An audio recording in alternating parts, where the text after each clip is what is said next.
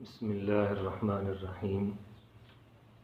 معراج کے موقع پر رسول اللہ صلی اللہ علیہ وسلم کا گزر ایک ایسی قوم پر ہوا جن کے سامنے دو قسم کی ہنڈیاں رکھی ہیں، ایک کے اندر حلال اور پکا ہوا گوشت ہے، جبکہ دوسری ہنڈیا کے اندر کچا اور بدبودار گوشت ہے۔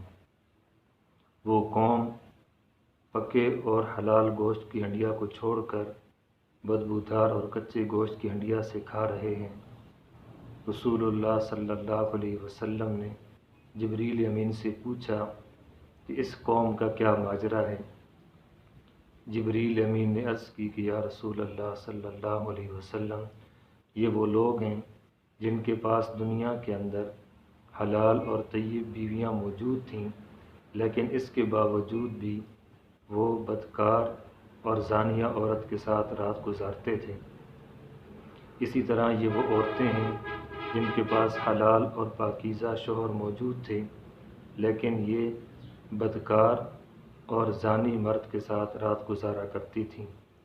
اللہ رب العزت کی ذات سے دعا ہے کہ اللہ رب العزت ہم سب کو شرم و حیا اور پاک دامنی کے ساتھ زندگی گزارنے کی توفیق نصیب فرمائے۔ وآخر دعوانا الحمد للہ رب العالمین۔